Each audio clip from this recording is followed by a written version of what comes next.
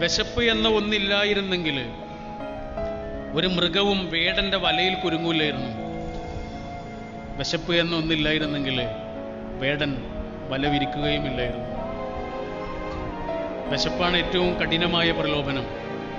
അതിനേക്കാൾ വലിയ പ്രലോഭനമൊന്നുമില്ല. ബിരിയാണി എന്നൊരു കഥയുണ്ടായിരുന്നു ഈ അടുത്ത് മലയാളത്തിൽ.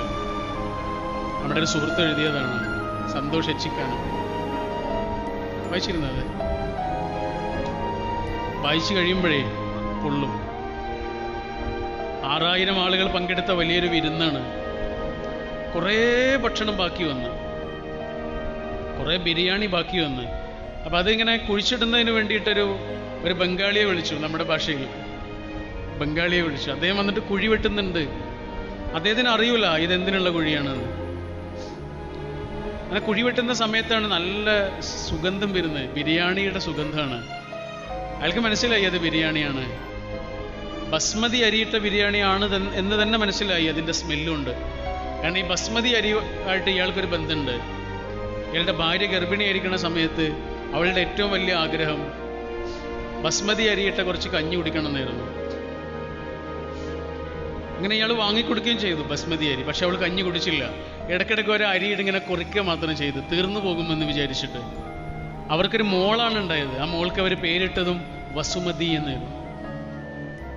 ഇതൊക്കെ ആലോചിച്ചുകൊണ്ടിരിക്കുമ്പോഴാണ് വലിയ ചെമ്പുകൾ ഇങ്ങനെ വരുന്നത്. ധാരാളം ബിരിയാണി ബാക്കിയുണ്ട്. ആ ബാക്കി വന്ന ബിരിയാണി ആ കുഴിയിലേക്ക് ഇങ്ങനെ തട്ടിയിടാൻ പറഞ്ഞു അദ്ദേഹത്തോട്. അയാൾ ആ കുഴിയിലേക്ക് തട്ടിയിട്ട് നിറഞ്ഞുപോയി. അപ്പം അയാളോട് ഇങ്ങനെ ചവിട്ടി താഴ്ത്താൻ പറഞ്ഞു. അയാൾക്ക് പറ്റുന്നില്ല. അയാളിങ്ങനെ വിങ്ങി പൊട്ടിയിട്ട് ഇങ്ങനെ നിൽക്കുക. അപ്പം അടുത്ത് നിൽക്കുന്ന ആരോ ചോദിച്ചു, നിങ്ങളുടെ പേരെന്താ? ഗോപാൽ യാദവ്. നിങ്ങളുടെ വീട് എവിടെ? ബീഹാറിലാണ്. വീട്ടിൽ ആരൊക്കെയാ ഉള്ളത്? ഭാര്യയും മോളും. മോളെന്താ പഠിക്കുകയാണോ? അല്ല. പിന്നെയോ? അവൾ മരിച്ചുപോയി. എങ്ങനെ? പട്ടിണി കൊണ്ട്. പട്ടിണി കൊണ്ട് മരിച്ചുപോയ മകളുടെ മുഖം അത്രമേൽ മനസ്സിലിങ്ങനെ തങ്ങി നിൽക്കുന്ന ഒരച്ഛന് കഴിയോ ആ ബിരിയാണി ചവിട്ടി തരുത്താൻ? അതാണ് പട്ടിണി എന്ന്. നമുക്ക് ഒരു ടിഷ്യൂ പേപ്പറേ ആവശ്യമുള്ളൂ എങ്കിൽ 2 എടുക്കാതിരിക്കുന്നതിൻ്റെ പേരാണ് ഇങ്ങനെയുള്ള മനുഷ്യരെ കുറിച്ചുള്ള വിചാരം. അതിൻ്റെ പേരാണ് ഹ്യൂമാനിറ്റി എന്ന് പറയുന്നത്. നമുക്ക് ആവശ്യമുള്ളത് എടുക്കുന്നതിൻ്റെ പേരാണത്. അതുകൊണ്ടാണ് താവോ പറയുന്നത്, ഒരു ഗ്ലാസ്സിൽ വെള്ളം എടുക്കുമ്പോഴേ അതിൻ്റെ 3/4 മതി, എന്നാലേ കുടിക്കാൻ പറ്റുള്ളൂ. നിറച്ചാൽ കുടിക്കാൻ കഴിയില്ല, രസം പോകും. അതിൻ്റെ പൈസ കൂടിയാൽ സമാധാനം കിട്ടുമോ എന്ന് വലിയൊരു ഗുരുവിനോട് ഒരാൾ വന്നിട്ട് ചോദിക്കുന്നുണ്ട്. പൈസ കുറേ ഉണ്ടായാൽ സമാധാനം ഉണ്ടാവുക. ഗുരു അതിന് മറുപടി ഒന്നും പറഞ്ഞില്ല. അവിടെ ഒരു കുട്ടിയെ കണ്ടു. ആ കുട്ടിയെ എങ്ങനെ വിളിച്ചു. ആ കുട്ടിയുടെ കയ്യിലേക്ക് ഒരു ആപ്പിൾ കൊടുത്തു. ആ കുട്ടിക്ക് വല്ലാതെ സന്തോഷമായി. പക്ഷെ ഒരാപ്പിൾ കൂടി കൊടുത്തു. അവന് സന്തോഷം ഒന്നുകൂടെ കൂടി. ഒരാപ്പിൾ കൂടി കൊടുത്ത് അവന് പിടിക്കാൻ കഴിയണില്ല.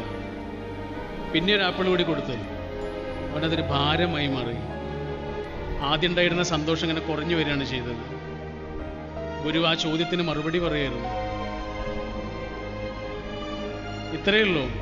നമ്മുടെ കയ്യിലുള്ളത് എന്താണോ അതുകൊണ്ട്, നമ്മുടെ കൂടെയുള്ളത് ആരാണോ അവരോടൊപ്പം, നമ്മൾ ഈ ലോകത്ത് എവിടെയാണുള്ളത് അവിടെ വെച്ച് ഒന്നാമതായി നമ്മൾ സന്തോഷിക്കണം, ഹാപ്പി ആവണം.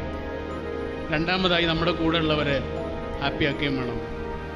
ഇതാണ് ഒരു ആയുസ് കൊണ്ട് മനുഷ്യന് ചെയ്യേണ്ടത്. അത് നമ്മളെ ഇങ്ങനെ സ്നേഹിക്കണം, നമ്മുടെ ജീവിതത്തെ ഇങ്ങനെ ഇഷ്ടപ്പെടണം, അല്ലേ?